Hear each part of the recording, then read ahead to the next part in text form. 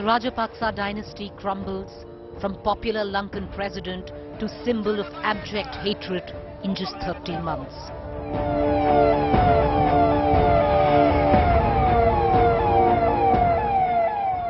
Gotabaya Rajapaksa flees to Maldives, onwards to Singapore.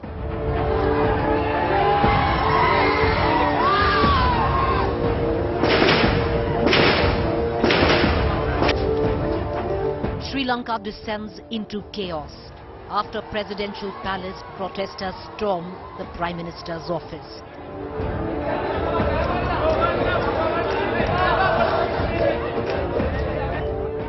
The world watches stunned. What next for Lanka? Top focus on To The Point. All right, for your stunning scenes that are coming in through Sri Lanka, we are going to cut across to our reporters, get you the latest ground reports, but let's get you now a citizen perspective for somebody who's been part of the protest. He has joined us through the course of the last 2 months. Indrajit Samarajiva, he's an author. He joins us right now. Indrajit, the kind of visuals that are streaming in from your country are, stunning to say the least. Awestruck, the world is watching. You have Mr. Rajapaksa Gotabaya, who's fled right now to the Maldives, what we are getting to understand, onwards to Singapore. But what is going on ground? Because is there a sense of abject anarchy? Are you on the cusp of a possible civil war kind of situation, or is law and order still prevailing while images of the, the presidential palace, the Prime Minister's office being taken, all of that comes in? So you use the word chaos, and it's certainly not chaos. And you use the word anarchy, and anarchy really just means society organized democratically from the ground up. So I have been to the president's house. There are children there. You can go around the grounds. I have been to Temple Trees, the prime minister's house. They've set up kitchens there. They're feeding people. It's a tour. People go. I went with my wife. It's actually quite beautiful the way the people manage these public spaces, our spaces. Even the prime minister's office, which was breached today. My relative lives across the street, and when the government started tear gassing and using violence against the people, some of those people had to flee into my uncle's house, and they were extremely respectful. They were extremely polite. The people are behaving quite peacefully. It's not a case of anarchy and civil war, or I would say it is anarchy in the philosophical sense. It's not chaos and it's not civil war. People are together. It is the government who is committing violence against us, and I would say that. The people are legitimate. The government in this case is not. Indrajit, would you stay on with me? I want to continue getting in reactions. I also want to pull in our foreign affairs editor, Geeta Mohan, who's joining us. We're going to get across to boots on ground. We're going to be joined in a short while by my colleague Ashutosh, who's been filing reports after reports. We're going to play those reports through. But also getting in other reactions, I have with me Dunya Maumur, former foreign minister, Maldives. He is joining us. Sir, appreciate you joining us. A lot of protests coming in. Mr. Gotabaya has taken refuge in your country. Is he now confirmed that he's going to be onwards to Singapore, or he's going to be, continue to get asylum in your country?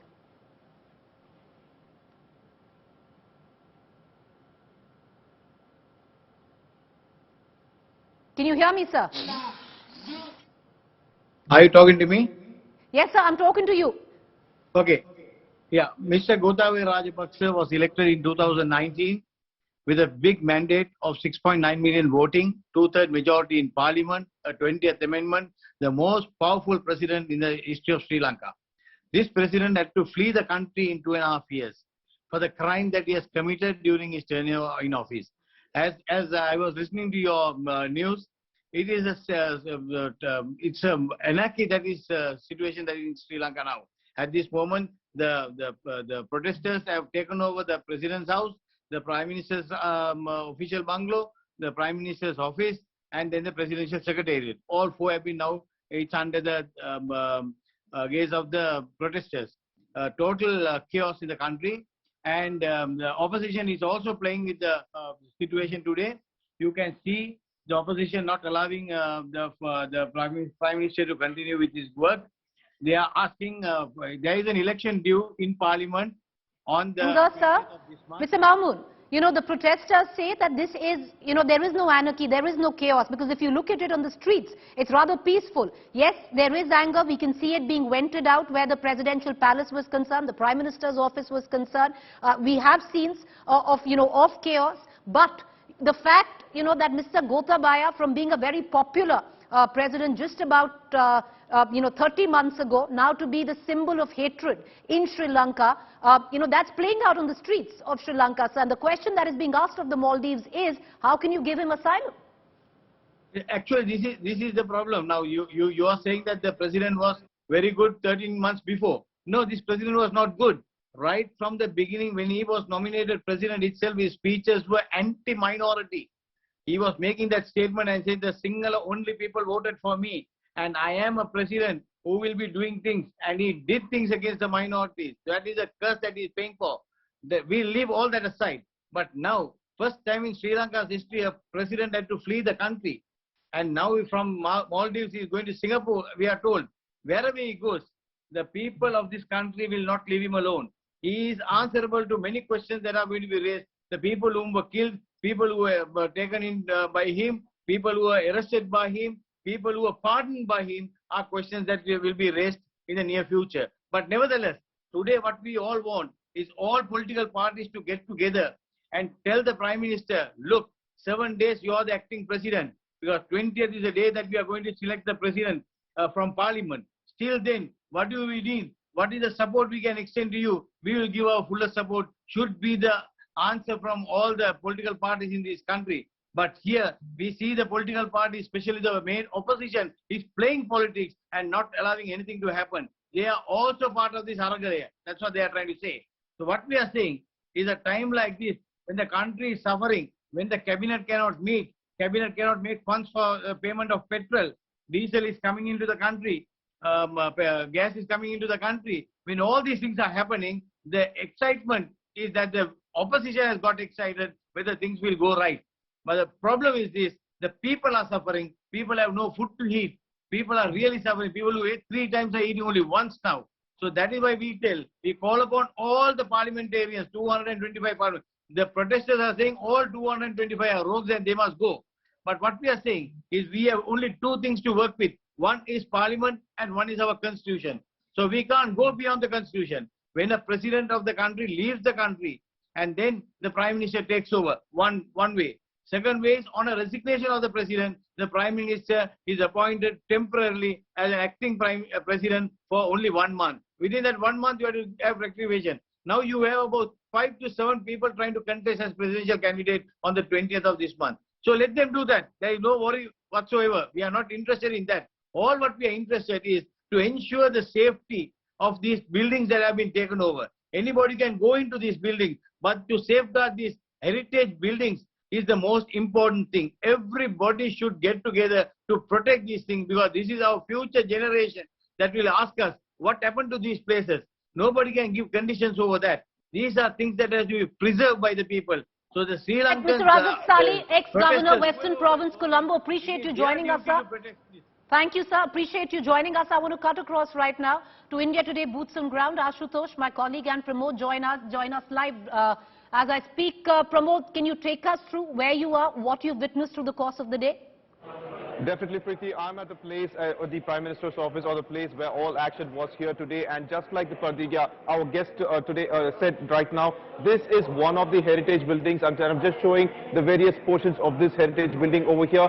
These fans look like really old, should be at least 100 years old, and the chandelier and everything. And the centerpiece of this building is that marble Buddha over there. You can sit and just watch that Buddha for like hours and hours. That's the kind of piece you can see on his face. So this is a heritage, important heritage, and here you have the lotus piece below his leg also, and this is very, very important. But here what happened is that just like every other people in Colombo, they were completely upset with the fact that Ranil Wickremesinghe became the acting president, and they were not happy about it.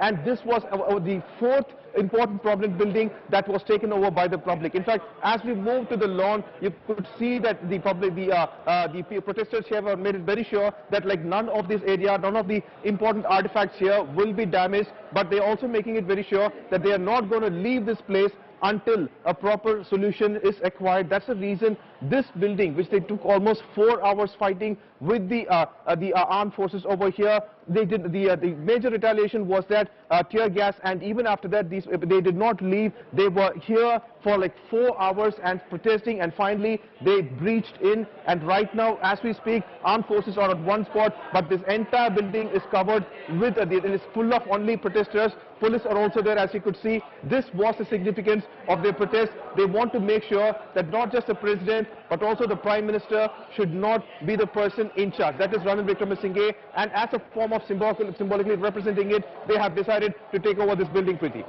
All right, the protesters have decided to take over the Prime Minister's office. Pramod, can you get us as many reactions as you can? And I want to cut across to Geeta and Ashutosh in just about a minute. Can we pick up reactions from the protesters?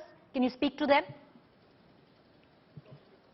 And they've been here since the morning. Like we saw this, we also saw them when they were entering. So, the significance of you entering this building, and why are you here? We are here because we want to end the corruption. Our political leaders, they are hiding from us. They are not answering our questions. So they are out of the country now. Our president is out of the country.